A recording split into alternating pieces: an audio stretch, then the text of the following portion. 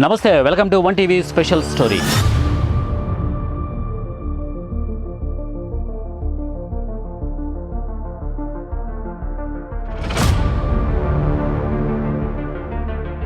అలనాటి మహాభారతంలో రాజకీయం ఊసరవెల్లిలా రంగులు మార్చిన వైనం ఇప్పుడు మన భారతంలోనూ అలవోకగా ఆనవాయితీగా వస్తుందా? ధర్మయుద్ధం అంటూ అధర్మ యుద్ధం చేసిన పాండవుల దృష్టిలోనే కాదు, అది ఈనాటికి విన్నవారి దృష్టిలోనూ కరెక్టే.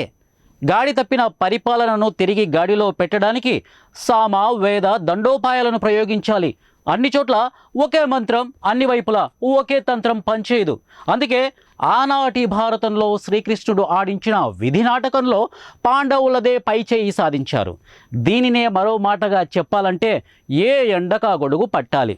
లేకపోతే వాతావరణంలోని మార్పులకు బలైపోయేది తగిన సమయంలో తగిన విధంగా స్పందించలేకపోయిన వ్యక్తి లేదా వ్యక్తులే అందుకు బాధ్యత వహించాల్సి ఉంటుంది. ఈ నేపథ్యంలోనే తాజాగా తెలుగు రాష్ట్రాలతో పాటు దేశంలోని జాతీయ ప్రాంతీయ పార్టీలు చేస్తున్న పాలనలు చర్చనీయాంశంగా మారడానికి కారణాలేంటి? అందులో భాగంగానే మొదటిది ప్రజాపాలన కలుషితమా? ప్రజల వద్దకు పాలనలు అభివృద్ధి మంత్రంలో ఓ భాగమా? లేక రాజకీయ ఎత్తుగడలో మరో కోణమా? రాజకీయాల్లో ఎత్తులు కొత్త కాదు. పదవుల పందేరాల్లో పంపకాలు ఆంపకాలు నయా ట్రెండ్ కానే కాదు. 60 ఏళ్ల జాతీయ కాంగ్రెస్ చరిత్ర మొదలుకొని 10 ఏళ్ల వయసున్న నిన్న మొన్నటి వరకు బీఆర్ఎస్ వరకు అధ్యయనం చేస్తే తప్పొప్పులకు తావేలేని రాజకీయ మహాప్రస్థానంపై ఓ ప్రత్యేక కథనం.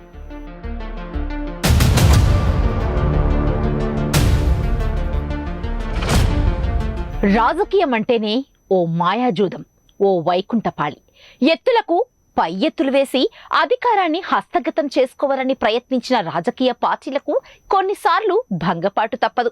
అంతెందుకు, దేశంలో తొలి అధికార జాతీయ పార్టీ కాంగ్రెస్లో నెహ్రూ తర్వాత అధికారం చేపట్టిన ఇందిరాగాంధీ హయాంలో కూడా అప్పుడే అందులో నుంచి చీలిపోయిన జనతా పార్టీ కాంగ్రెస్ కు గట్టి జలకే ఇచ్చింది. ప్రజాస్వామ్యంలో ప్రజా ఓటే రాజకీయ పార్టీలపై బ్రహ్మాస్త్రంగా పనిచేస్తుందనడంలో సందేహం లేదు. ఇంతకీ అభ్యుదయం అభివృద్ధి అని పెద్ద పెద్ద మాటలు మాట్లాడుతున్న ప్రస్తుత జాతీయ పార్టీలు అటు కాంగ్రెస్ కానీ ఇటు బీజేపీ కానీ తాము అధికారంలో ఉన్న రాష్ట్రాల్లో ఏ మేరకు అభివృద్ధి సాధించారో తెలపాలని అంటున్నారు దేశంలోని ప్రాంతీయ పార్టీల నేతలు.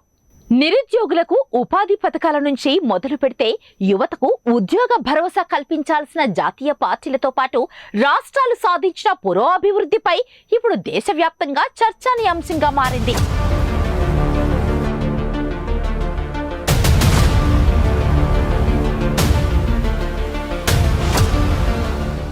ఇక అసలు విషయానికొస్తే దేశంలోని రాజకీయ పార్టీలలో ఎక్కువ శాతం సొంత పార్టీలని అభిప్రాయాలకు వన్ వే ఆన్సర్ ఎస్ అనే సమాధానం వస్తుంది. అంటే పార్టీలోని అధ్యక్షుడి స్థానంలో ఉన్న నేత చుట్టూ మాత్రమే రాజకీయం పరిభ్రమిస్తుంటుంది.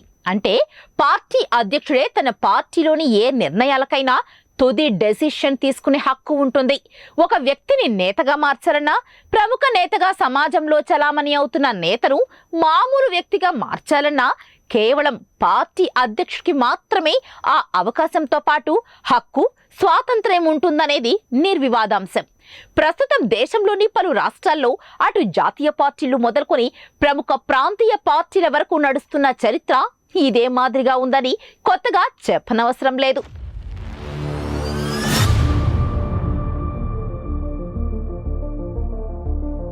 ఆయా రాజకీయ పార్టీల్లో అధ్యక్షుడి హోదాలో ఉన్న వ్యక్తి తీసుకునే నిర్ణయాలన్నీ ఏకపక్షంగా ఉండటం, అది వన్ మ్యాన్ ఆర్మీ అంటున్నారు కొంతమంది రాజకీయ విమర్శకులు. ఈ నేపథ్యంలోనే అధ్యక్షుడు తన సొంత మనుషులను నేతలుగా మార్చడం, ప్రస్తుతం కుటుంబ పాలనగా పేర్కొనడం రాజకీయ ప్రముఖుల్లో పలు విమర్శలకు తావిస్తోంది. అంటే తనతో పాటు తన వారిని, తన కుటుంబ సభ్యులను తన పార్టీలో రాజకీయ నేతలుగా పరిచయం చేయడం ఓ పద్ధతైతే, భర్త, భార్య, పిల్లలు వీళ్లతో పాటు తోడబుట్టిన వాళ్ళు, తల్లి, తండ్రి, అత్త, మామ ఇలా చెప్పుకుంటూ పోతే బీరకాయలో పీచు మాదిరిగా కుటుంబ బంధుమిత్రాదుల సపరివారంగా ప్రాంతీయ పార్టీలో స్థానాలను పొందుతారు. అందుకే ఈ పద్ధతిని కుటుంబ పాలన అని పిలవడంలో పొరపాటేముంది అంటున్నారు రాజకీయ పరిశీలకులు.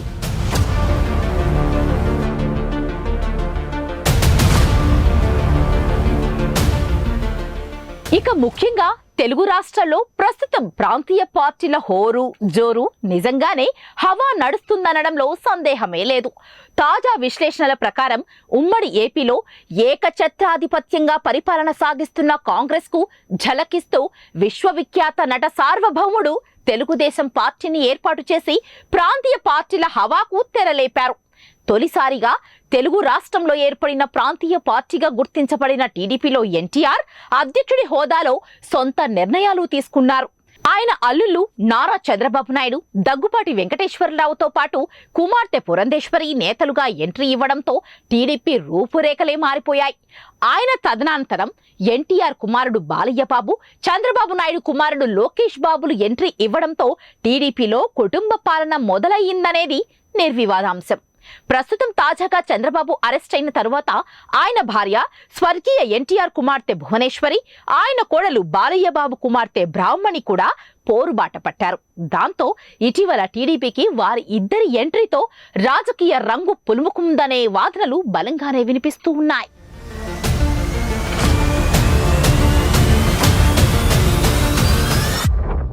ఇక ఉమ్మడి ఏపీ విభజన తర్వాత తెలంగాణ పోరాటానికి ప్రధాన కర్త కేసీఆర్ విషయానికొస్తే ఇంచుమించు టీడీపీ ఆనవాయితీనే ఫాలో అవుతున్నారు. కేసీఆర్ విషయానికొస్తే రాజకీయాల్లో ఆయనది చాణక్యుని పాత్రగా రాజకీయ వర్గాలు అభివర్ణిస్తారు. ఉమ్మడి ఏపీ నుంచి తెలంగాణ ఏర్పడటం కోసం కేసీఆర్ వేసిన ఎత్తులు జిత్తుల ముందు మహామహా మేధావులే తెలంగాణ పోరులో కొట్టుకుపోయారనడంలో సందేహం లేదు. సకల జనుల సమ్మె పేరుతో ప్రారంభించిన తెలంగాణ పోరులో సామాన్యులతో పాటు ప్రొఫెసర్ కోదండరాం లాంటి మేధావులే కొట్టుకుపోయారు అనడంలో సందేహం లేదు.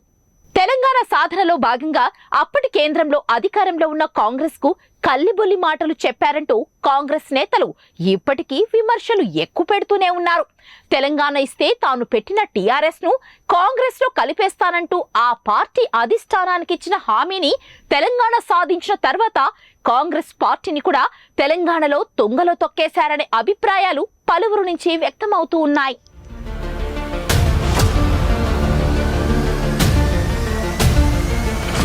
ఇక తెలంగాణ రాష్ట్రాన్ని తెచ్చుకున్న తరువాత తెలంగాణ పోరులో మేము సైతం అంటూ పాలు పంచుకున్న కోదండరాంను పార్టీ నుంచి బయటకు గెంటేశారనేది పలువురి వాదన.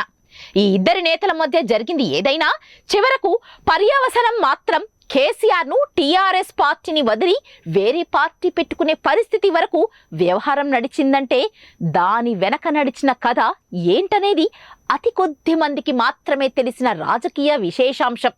ఇక తెలంగాణ సాధన అనంతరం అధికారంలోకి వచ్చిన టీఆర్ఎస్ పార్టీ అధ్యక్షుడు కేసీఆర్ ఆయన అనుయాయులను ఒక్కొక్కరిగా పార్టీలోనికి నామినేటెడ్ పదవుల్లోకి అవకాశాలను కల్పించినట్లు రాజకీయ వర్గాల అంచనా.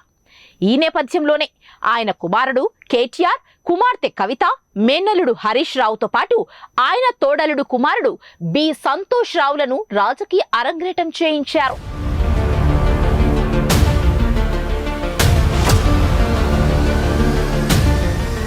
ఇక అటు ఏపీలో ఇటీవల పురుడు పోసుకున్న వైఎస్ఆర్ పార్టీ తీరు మరో రకమైంది. ఇక్కడ తండ్రి కొడుకుల్లో విభిన్న కోణాలు తొంగి చూస్తాయి.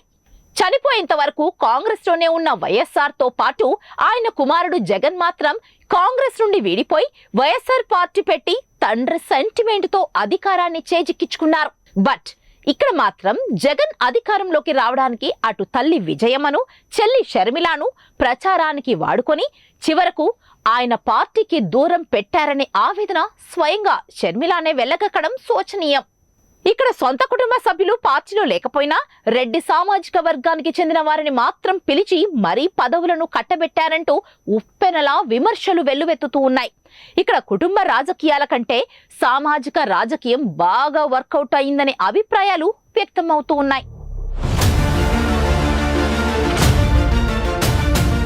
మన పొరుగు రాష్ట్రం పశ్చిమ బెంగాల్ ముఖ్యమంత్రి మమతా బెనర్జీ మేనల్లుడు కూడా తృణమూల్ కాంగ్రెస్ లో ఉన్నాడు.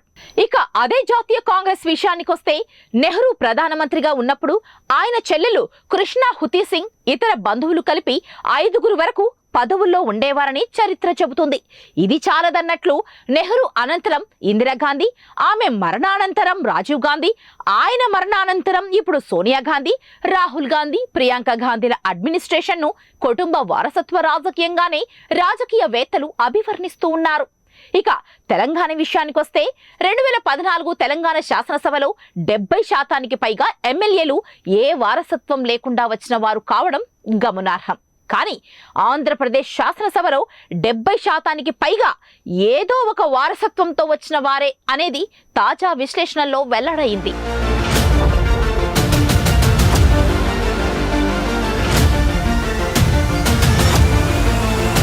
ఇక పలు రాజకీయ వర్గాల తాజా వివరణల ప్రకారం కేసీఆర్ ప్రభుత్వంలో కుటుంబ సభ్యుల పాత్ర ప్రతిపక్షాలకు అస్త్రంగా మారిందా అనే అనుమానాలు కూడా వ్యక్తమవుతూ ఉన్నాయి. జాతీయ కాంగ్రెస్లో లేని కుటుంబ రాజకీయాలు కేసీఆర్ కుటుంబాల్లో ఉన్నాయా అంటూ మరికొంతమంది విమర్శకులు డైరెక్ట్ గానే ఎదురుదాడికి దిగారు. తెలంగాణలోని బీఆర్ఎస్ గా మారిన టీఆర్ఎస్ ప్రభుత్వం మాత్రం ఎక్కడైనా ఎప్పుడైనా తాము ఏ చర్చకైనా సిద్ధమంటూ ఛాలెంజ్ చేస్తున్నారు. జాతీయ కాంగ్రెస్ లో బాహాటంగా కనిపిస్తున్న కుటుంబ పాలనను ప్రశ్నించలేని కొంతమంది బీఆర్ఎస్ లో కుటుంబ పాలనంటూ విమర్శించడం వారి కుచిత బుద్ధిని తెలియచేస్తుందంటూ కేటీఆర్ ఘాటుగా స్పందించారు. భారీ అంచనాలతో నడిపిస్తున్న బీఆర్ఎస్ లో కేసీఆర్ ఒక్కరుంటే నడిపించడం కొన్ని జిత్తుల మారి వ్యక్తుల మధ్య సాధ్యం కాదనే వాదనలు పలువురు నుంచి బలంగానే వినిపిస్తూ ఉన్నాయి. తెలంగాణ పోరులో నిరాహార దీక్షలతో క్షణం క్షణం టెన్షన్ పడిన కేసీఆర్ కు అండగా ఉన్న తెలంగాణ పోరాట యోధులకు చేతులు మొక్కుతున్నట్లు కేసీఆర్ అనుయాయులు చెబుతూ ఉన్నారు. అయితే పార్టీలో నమ్మకమైన వారిని ఎంపిక చేయడంలో దాదాపు అసాధ్యంగా మారిన పరిస్థితుల్లోనే కుటుంబ సభ్యుల్లో ముఖ్యంగా కేటీఆర్, కవిత, హరీష్ రావు, బి సంతోష్ రావులను ఎంపిక చేసినట్లు బీఆర్ఎస్ రాజకీయ వర్గాలు వెల్లడించాయి. ముఖ్యంగా కేసీఆర్ కుటుంబం నుంచి వచ్చిన ఈ నలుగురు తమ పాత్రలకు సజీవంగా న్యాయం చేస్తున్నారని బీఆర్ఎస్ నేతలు ప్రశంసలు కురిపిస్తూ ఉన్నారు. ఇక ఇదే విషయంపై తీవ్రంగా స్పందించిన కేటీఆర్ టీఆర్ఎస్ పార్టీ పుట్టి అధికారం చేపట్టిన నాటి నుంచి తాము చేపట్టని, చేయలేని అభివృద్ధి పనులపై బహిరంగ చర్చకు సిద్ధమంటూ ప్రకటించారు. తమ పార్టీకి వ్యతిరేకంగా పదవీకాంక్షతోనే కాంగ్రెస్, బీజేపీలు కక్షపూరితంగా పనికట్టుకొని విష ప్రచారం చేస్తున్నాయని ఆయన తీవ్రంగానే ఆరోపించారు. తమ ప్రభుత్వ అభివృద్ధి చేసిన వాటిని పక్కన పెట్టి అభివృద్ధి చేయని వాటిపైన చర్చకు రావాలంటూ సవాల్ విసిరారు. దీనిలో భాగంగానే అభివృద్ధి చేయకపోవడానికి కారణాలను కూడా పక్కన పెట్టామని, వాటి విషయంలో కాంగ్రెస్, బీజేపీలో స్పందించగలవా అంటూ కేటీఆర్ సూటిగా ప్రశ్నించారు. యువతకు ఉద్యోగాలలో గత 8 ఏళ్లలో 2,30,000 ఉద్యోగాలను భర్తీ చేశామంటూ స్పష్టం చేశారు. తాము అధికారంలోకి వస్తే 2 కోట్ల ఉద్యోగాలు భర్తీ చేస్తామంటూ హామీలు గుప్పించిన బీజేపీ ఎన్ని ఉద్యోగాలు ఇచ్చారో శ్వేతపత్రం విడుదల చేయాలని వారు డిమాండ్ చేశారు. గడిచిన 8 ఏళ్లలో బీజేపీ సర్కారు మాత్రం 6.9 లక్షల ఉద్యోగాలను మాత్రమే భర్తీ చేశారన్నారు. 40 ఏళ్లలో ఎన్నడూ చూడని విధంగా దేశంలో నిరుద్యోగిత రేటు అంతకంతకు పెరిగిపోతున్నా బీజేపీ సర్కారు మాత్రం దిద్దుబాటు చర్యలు చేపట్టలేదని కేటీఆర్ ఘాటుగా విమర్శించారు. ఫలితంగా దేశంలోని మొత్తం శ్రామిక శక్తి 85 కోట్లుగా ఉంటే అందులో 22 కోట్ల మంది ఉద్యోగాల కోసం పడిగాపులు కాస్తున్నారని ఆందోళన వ్యక్తం చేస్తున్నారు. ఇక నీళ్లు, నిధుల విషయానికొస్తే గోదావరి, కృష్ణ, కావేరి, శ్రీరామ్ సాగర్, మేడిగడ్డ, కాళేశ్వరం లాంటి నదుల అనుసంధానంతో తెలంగాణను సస్యశ్యామలం చేస్తున్నామని, ప్రతి ఇంటికి నీటిని పైపు లైన్ల ద్వారా అందిస్తున్నామంటూ ఓ బహిరంగ సమావేశంలో సీఎం కేసీఆర్ మాట్లాడిన మాటలకు నిజంగానే ప్రతిపక్షాల నుంచి ప్రశ్నలు వెతుక్కోవాల్సిన పరిస్థితి ఏర్పడింది.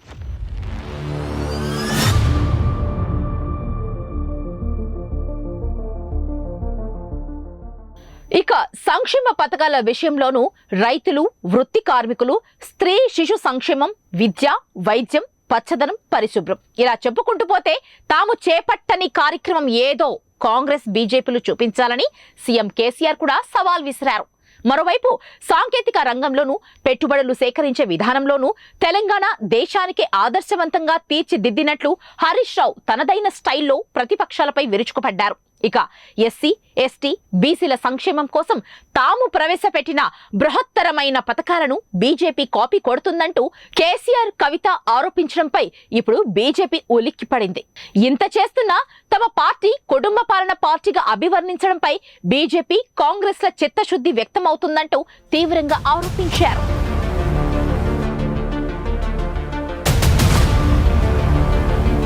పరిపాలనలో ప్రజల మన్ననలు పొందితే మళ్ళా తమ పార్టీనే ప్రజలు ఎన్నుకుంటారని, తమకు న్యాయం చేయలేకపోతే ప్రతిపక్షాల్లో ఏదో పార్టీనే ప్రజలు ఎన్నుకుంటారని బీఆర్ఎస్ నేతలు తమ ప్రచారాస్త్రాల్లో వివరిస్తూ ఉన్నారు. అయితే బీఆర్ఎస్ ప్రారంభించిన మేడిగడ్డ బ్యారేజ్ లో ఇటీవల పిల్లర్లు దెబ్బతిన్నాయి. దాంతో బ్యారేజ్ కుంగిపోయింది. ఈ ప్రాజెక్టు పూర్వపరాలు మొత్తం సీఎం కేసీఆర్ ఆధ్వర్యంలోనే నడిచినట్లు తెలుస్తోంది. అంతేకాదు కాళేశ్వరం ప్రాజెక్టు నిర్మాణంలో కేసీఆర్ స్వయంగా జోక్యం చేసుకుని పెద్ద పెద్ద ఇంజనీర్లకే సలహాలిచ్చారని బీఆర్ఎస్ నేతలు చెబుతూ ఉన్నారు. అయితే లా, లిటరేచర్ చదువుకున్న కేసీఆర్ కాళేశ్వరం ప్రాజెక్టును ఎలా రీడిజైన్ చేశారని గాని, సివిల్ ఇంజనీర్లకు ఎలా సూచనలు చేస్తారని గాని ప్రతిపక్షాలు ఆలోచించకుండానే విమర్శలు ఎక్కుపెట్టినట్లు బీజేపీ వర్గాలు ఆరోపిస్తూ ఉన్నాయి.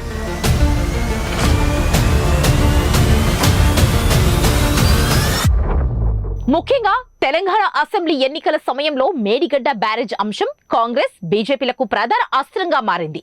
కేసీఆర్ సూచనల కారణంగానే మేడిగడ్డ ప్రాజెక్టు కుంగిపోయిందని ప్రతిపక్షాలు విమర్శిస్తూ ఉన్నాయి. ఇక్కడ మరో అంశాన్ని మనం గమనించాలి. ఒక్క తెలంగాణలోనే కాదు, దేశంలో ఎక్కడైనా ఎప్పుడైనా అధికార పక్షాన్ని ఘాటుగా విమర్శిస్తేనో, వాళ్లను టార్గెట్ చేసి తిడితేనో ఓట్లు రాల్తాయని భావిస్తున్న ప్రతిపక్షాలు తెలంగాణలో కూడా ఇదే ఫార్మాట్ ను అనుసరిస్తున్నారనడంలో సందేహం లేదు. ఇక ఇంత చేస్తున్నా బీఆర్ఎస్ కే ఉన్న ఒకే ఒక్క నెగటివ్ పాయింట్, ఒకే కుటుంబం నుంచి నలుగురు ఆ పార్టీలో ఉండి మెయిన్ రోల్ ను పోషించడంపై ప్రతిపక్షాలకు ఒక అస్త్రంగానే మారిందనడంలో సందేహం లేదు.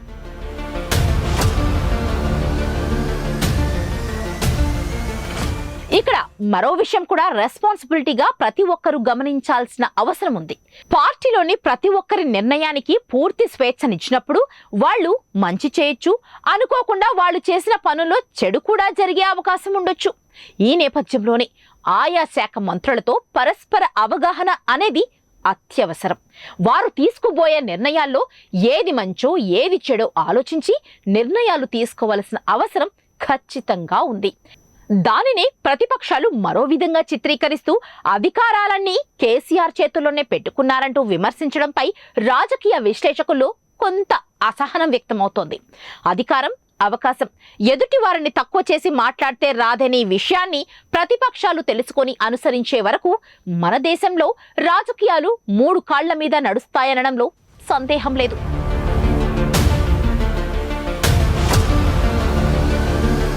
ఇక మరో ముఖ్యమైన విషయం ఏంటంటే, సీఎం కేసీఆర్ కు అధికమైన భక్తి కారణంగా యాగాలు, పూజలు, మొక్కులు కొన్ని కోట్ల రూపాయల మేర చెల్లిస్తున్నారనేది ప్రతిపక్షాల ఆరోపణ. దేవుడికి ఆయన చెల్లించే మొక్కులన్నీ ప్రజాధనంతోనే చేస్తున్నారని కాంగ్రెస్, బీజేపీలు ఆరోపిస్తూ ఉన్నాయి. నిజానికి కేసీఆర్ ముఖ్యమంత్రి అయ్యాక అనేక హిందూ దేవాలయాలకు మొక్కులు తీర్చుకున్నారు. తిరుపతి వెంకటేశ్వర స్వామి నుంచి మొదలు పెడితే అజ్మీర్ దర్గా వరకు అనేక విలువైన ఆభరణాలు మొక్కులుగా తీర్చుకున్నారనే ఆరోపణలు ప్రతిపక్షాల నుంచి వెల్లువెత్తుతూ ఉన్నాయి. ఇక తెలంగాణ ఏర్పడ్డాక 2014 నుంచి 2018 వరకు ఒక్కరోజు కూడా సచివాలయానికి అడుగు పెట్టలేదని ఆరోపిస్తూ ఉన్నారు. మరోవైపు కేసీఆర్ వ్యక్తిగత వ్యవహార శైలి, ప్రభుత్వాన్ని, పార్టీని ఆయన నడిపే విధానం, తన నమ్మకాలను బట్టి, అభిరుచులను బట్టి వివిధ ప్రభుత్వ విధాన నిర్ణయాలను తీసుకునే పద్ధతి, పార్టీలో, ప్రభుత్వంలో ఆయన కుటుంబ పాత్ర, ఇవన్నీ ఇప్పుడు ప్రతిపక్షాలకు పెద్ద అస్త్రాలుగా మారాయి అనడంలో సందేహం లేదు.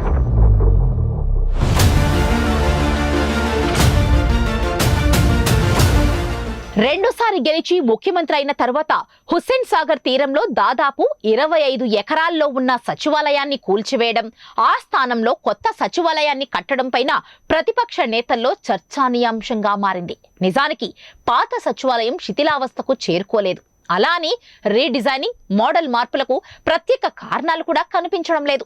మరి కొత్త సచివాలయ నిర్మాణం ప్రపోజల్స్ ఎందుకు తీసుకొచ్చినట్లు అనే వాదనలు రెగ్యులర్ గానే వినిపిస్తూ ఉన్నాయి. అందుకు పైకి చెబుతున్న కారణం కొత్త రాష్ట్రానికి కొత్త సచివాలయం అనే ప్రపోజల్ వెనుక మరో అర్థం కూడా ఉందంటున్నారు ప్రతిపక్ష నేతలు. ప్రస్తుతం ఉన్న సచివాలయంలో వాస్తు దోషాలు కనిపించినట్లు సీఎం అంతరంగిక వ్యక్తుల ద్వారా వెలుగు చూసిన సమాచారం. రాష్ట్రానికి ఒక ఐకానిక్ భవనం కావాలనే ఆకాంక్ష కొత్త సచివాలయం నిర్మాణానికి కారణమైందనేది నిర్వివాదాంశం. మరోవైపు కొత్త సచివాలయం నిర్మాణం పైన బీజేపీ, కాంగ్రెస్లు విమర్శలకు దిగుతుంటే కేంద్రంలో నరేంద్ర మోదీ కొత్తగా కట్టించిన పార్లమెంటు భవనాన్ని పాతది ఉండగా ఎందుకు కట్టించారో తెలపాలంటూ బీఆర్ఎస్ నేతలు ప్రశ్నిస్తూ ఉన్నారు.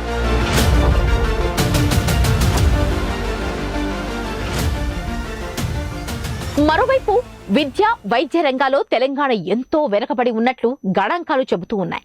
ప్రభుత్వ స్కూళ్లు, ఆసుపత్రుల పరిస్థితి అంతంత మాత్రంగానే ఉందంటూ నవ తెలంగాణ అధ్యక్షుడు కోదండరాం ఆరోపణలపై ప్రతిపక్షాలు సపోర్ట్ చేస్తున్నారు. మరోవైపు బీఆర్ఎస్ పై తీవ్రంగా ఆరోపణలు చేస్తున్న బీజేపీపై ఎదురుదాడికి దిగారు. రాష్ట్ర ప్రయోజనాల దృష్ట్యా టాలెంట్ ఉన్న వ్యక్తులతో పాటు విశ్వాసాలకు ప్రాధాన్యం ఇవ్వడం అనే లక్షణం దేశమంతా పెరిగింది. ఈ నేపథ్యంలోనే టాలెంట్ తో పాటు విశ్వసనీయతను కూడా కలగలిపి కేసీఆర్ కుటుంబ సభ్యులకు అవకాశం కల్పించారని బీఆర్ఎస్ నేతలు వివరించారు. అయితే బయట వ్యక్తుల మధ్య విశ్వసనీయత పెరగొచ్చు లేదా తరగొచ్చు, కానీ కుటుంబ సభ్యుల మధ్య అయితే ఖచ్చితమైన రెస్పాన్సిబిలిటీ ఉండి తీరుతుందనేది బీఆర్ఎస్ పార్టీ శ్రేణుల అభిప్రాయం. ఈ కారణం చేతనే కుటుంబ సభ్యులకు అవకాశం కల్పించారని వివరించారు. అదే పద్ధతి ఇప్పుడు కాంగ్రెస్ లో కూడా కంటిన్యూ కావడం లేదా అంటూ సూటిగా ప్రశ్నించారు.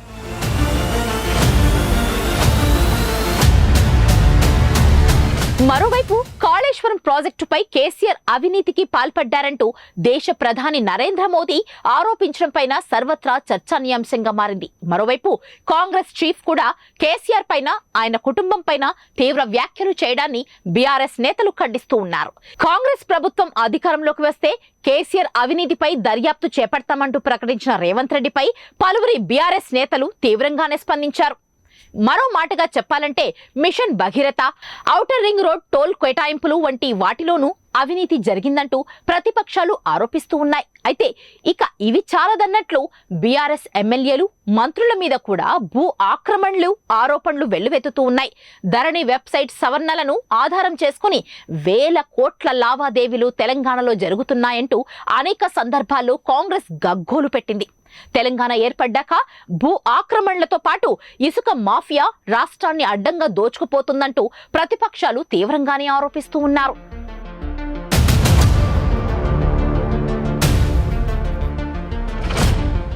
ఇక ఈ ఆరోపణలతో పాటు కేసీఆర్ కుమార్తె కవిత కూడా ఢిల్లీ లిక్కర్ స్కామ్ లో ఈడీ విచారణలను ఎదుర్కోవడం బీఆర్ఎస్ లో కొంత కలత మొదలయ్యిందనేది పలువురి అభిప్రాయం. ఢిల్లీ మద్యం పాలసీలో కవిత జోక్యం చేసుకుని అక్కడి ప్రభుత్వంలోని వారికి లంచాలు ఇప్పించారని కేంద్ర దర్యాప్తు సంస్థలు ఆరోపిస్తూ ఉన్నాయి.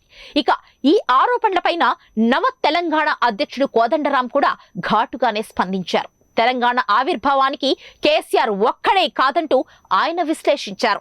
ఆయనతో పాటు తనలాంటి వారు వేలకు వేలుగా పోరాట యోధులు పాల్గొన్నారంటూ వివరించారు. కేసీఆర్ ను ప్రశ్నిస్తే అభివృద్ధిని అడ్డుకోవడమే అనే ఆలోచనను ప్రజల్లో బలంగా నాటుకుపోవడం శోచనీయమని అన్నారు. మరోవైపు అటు కాంగ్రెస్, ఇటు బీజేపీ రెండు జాతీయ పార్టీలు బీఆర్ఎస్ పైన, కేసీఆర్ పైన చేస్తున్న ఆరోపణలు నిజమైతే వెంటనే విచారణ జరిపించాలని డిమాండ్ చేస్తూ ఉన్నారు. కేవలం పదవీ కాంక్షలతోనే తెలంగాణలో అధికారాన్ని చేపట్టాలనే ఉద్దేశంతోనే బీఆర్ఎస్ పైన, సీఎం కేసీఆర్ పైన బురద జల్లే ప్రయత్నాలు చేస్తూ ఉన్నారని బీఆర్ఎస్ నేతలు ఆరోపించారు.